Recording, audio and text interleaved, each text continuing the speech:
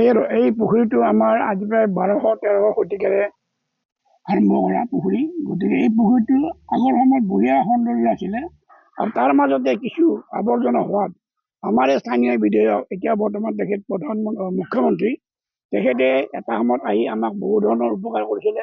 ধৰি লওক এইবিলাক মেটেঙা চেটেঙা গুচাই আৰু চাফা চুফা কৰি ইয়াতে ফুৰিব পৰা আমাক এটা সুবিধা কৰি দিছিলে। তাৰপিছত আকৌ যি হ'ল, আৰু তেখেতে এই পুখুৰীটো ইয়াতে যিখন সমিতি আছে আপোনাৰ পশ্চিম শুৱালকুছি আঞ্চলিক মীন সমবায় সমিতিলৈ তেখেতে হস্তান্তৰ কৰি দিয়াৰ পিছত কিন্তু সেই মীন সমবায় সমিতিৰ কোনো ধৰণৰ পুঁজি নাই। গতিকে পুঁজি নোহোৱাত তেখেতে যদিও হস্তান্তৰ কৰি দিলে, পুঁজি নোহোৱাৰ কাৰণে আজি এই পৰিৱেশটো আকৌ এনেকুৱা ধৰণৰ হৈছিলে। গতিকে তেখেতক আমি আৰু বেছিকৈ নকওঁ, তেখেতক আমি অনুৰোধ কৰিছোঁ বা দাবী জনাইছোঁ যাতে অতি সোনকালে এই পুখুৰীটো আমাৰ ওচৰ চুবুৰীয়া কিছু অন্তৰৰ সুবিধা কৰি দি ঘূৰা ফুৰাৰ কাৰণে তেখেতে দিলে আমি নথৈ আনন্দিত হ'ম। সেইকাৰণে তেখেতক বহুকেইবাৰ আমি লগ ধৰিছিলোঁ যদিও এতিয়ালৈ কোনো ফলৱতী পোৱা নাই। আগৰ এই আপোনালোকৰ যোগেদি তেখেতক অনুৰোধ কৰোঁ যাতে অতি সোনকালে তেখেতে এই কামটো হাতত লৈ আমাক সম্পূৰ্ণ হয়। ইতিহাস প্ৰসিদ্ধ এই যি ৰজাৰ আৰিমত্ত পুখুৰী, শুৱালকুছিৰ এই যি পুখুৰীটো এতিয়া জৰাজীৰ্ণ অৱস্থাত আমি দেখা পাইছো। কিন্তু পূৰ্বতে আমি দেখিছিলো, যেতিয়া আমি সৰু আছিলো, সেই পুখুৰীটোত আমি নিজেই আহো ফুৰিবলৈ, আৰু ইয়াত বহু লোক দূৰ দূৰণিৰ পৰা বহু লোক আহিছিলে, য'ত চাৰিওফালে এক সৌন্দৰ্যময় পৰিৱেশে বিৰাজ কৰিছিল। কিন্তু সেই সৌন্দৰ্যময় পৰিৱেশ যেন এতিয়া নাই। এতিয়া যেন এই পুখুৰীটো ডাষ্টবিনত পৰিণত হৈছে। এই ওচৰে পাজৰে যদি আপুনি লক্ষ্য কৰে, একেবাৰে জাবৰ জোথৰ পেলাই একেবাৰে বেয়া এটা অচল অৱস্থাত এই পুখুৰীটো বৰ্তমান আছে। আমি চৰকাৰখনক দাবী জনাব বিচাৰিছো, আমি ছাত্ৰ সন্থাই এই বিষয়ত ব্যৱস্থা গ্ৰহণ কৰিবৰ বাবে দাবী জনাম যে এই যি ইতিহাস প্ৰসিদ্ধ শুৱালকুছিৰ মাজমজিয়াত অৱস্থিত এই আৰিমত্ত ৰজাৰ পুখুৰী সংৰক্ষণ কৰক। অন্যথা এনেকুৱা ধৰণৰ ইয়াত অসামাজিক কাৰ্যকলাপ ইয়াত হৈ থাকে, যাৰ ফলত একেবাৰে জৰাজীৰ্ণ অৱস্থাত এই পুখুৰীটো আছে। আৰু অতি সোনকালে ব্যৱস্থা গ্ৰহণ কৰিব লাগে। আঁচনিৰ ব্যৱস্থা হওক বা প্ৰথমে যেনেকুৱা ধৰণে আঁচনিৰ দ্বাৰাই কিছু ধৰক সৌন্দৰ্য ক্ষেত্ৰত ভালকৈ ৰাখিছিল, সেই ব্যৱস্থা এতিয়াও কৰিব লাগে। পুনৰাই এই এখন পাৰ্কত পৰিণত কৰিব লাগে, এটা যিহেতু এখন ইতিহাস প্ৰসিদ্ধ এটি স্থান। এই স্থানখন আকৌ পুনৰ তেনেকুৱা ধৰণে ঘূৰাই আনিবৰ বাবে আমি দাবী জনাইছো। আৰু যিহেতু আমাৰ জালুকবাৰী সমষ্টিৰ বিধায়ক গৰাকী নিজেই ইয়াতে তেখেতে পোনপ্ৰথমে যদিও ইয়াত অকণমান চকু দিছিল বা তেখেতে কাম কাজ কৰিছিল, কিন্তু বৰ্তমান আমি তেনেকুৱা ধৰণৰ গুৰুত্ব প্ৰদান কৰা তেখেতক দেখা নাপালো।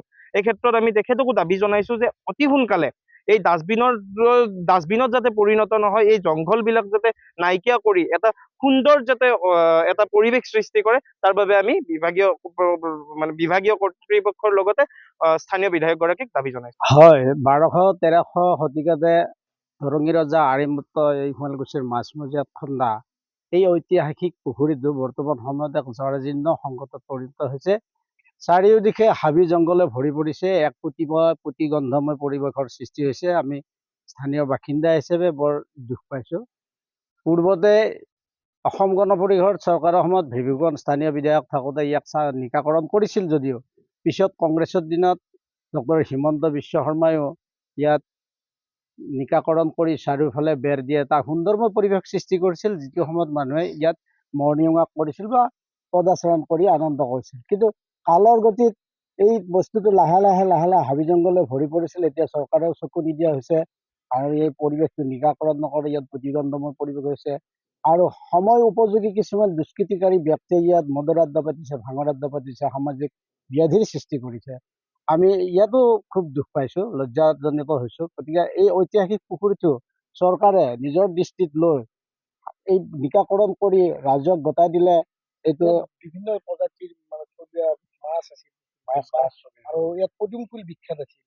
সেই সময়ত ইয়াত বিৰল প্ৰজাতিৰ মাছ কাছ আছিল। কিন্তু যেতিয়া ইয়াৰ পদুম ফুল ফুলিছিল, ফুলে জাতিষ্কাৰ হৈ আছিল, বিৰল প্ৰজাতিৰ মাছ কাছ আছিল, যিটো দেখিবলৈ বিৰল বুলিয়ে ক'ব পাৰি, দেখা নাপায় ইমান এনেকুৱা ধৰণৰ মাছ কাছ আছিল। গতিকে যেতিয়া ইয়াৰ জলপ্ৰবাহ বন্ধ হৈ পৰিল, ইয়াত মাছে পোনা উৎপাদন কৰিব নোৱাৰা হ'ল, যাৰ ফলত এই পৰিৱেশটোৰ কাৰণে মাছে ইয়াত পোৱালি নজগায়। সেইকাৰণে আমি চৰকাৰকো অনুৰোধ জনাইছোঁ, ইয়াৰ নিকাকৰণ কৰি সৌন্দৰ্যবৰ্ধন কৰিব লাগে। আৰু যদিও চৰকাৰে এই হাৰিয়ালী প্ৰজেক্টৰ বহু বছৰৰ পিছত পশ্চিম শুৱালকুছি আঞ্চলিক মীন সমবায় সমিতিক এই বস্তুটো হস্তান্তৰ কৰিছিল, কিন্তু তেওঁলোকো ঢাল নাই তৰোৱাল নাই, নিধিৰাম চাকদাৰ হৈ আছে। দাবী জনাব। অতি শীঘ্ৰে স্থানীয় বিধায়ক তথা মুখ্যমন্ত্ৰীক আমি দাবী জনাওঁ এই ঐতিহাসিক পুখুৰীটো নিকাকৰণ কৰি সুন্দৰ কৰি চাফ চিকুণ কৰি ইয়াত পুনৰ ইয়াত মানুহ চলাচল কৰিব পৰা কাৰণে এখন সুন্দৰ পাৰ্কলৈ পৰ্যবেক্ষিত কৰিব লাগে, য'ত ইয়াত টকা পইচাৰ উপাৰ্জনৰো বাট সুচল হৈ আছে। ৰজাৰ স্মৃতিটো ইয়াত সংৰক্ষণ কৰিব লাগে, যিহেতু দৰঙী ৰজাই ইয়াত মানে এই পুখুৰীটো খান্দিছিল। প্ৰবাদ মতে পানী নোলোৱাৰ কাৰণে তেওঁ সৰু ৰাণী কমলা কুঁৱৰীক দিয়াৰ পিছত ইয়াৰ পানী ওলা বুলি প্ৰবাদ আছে।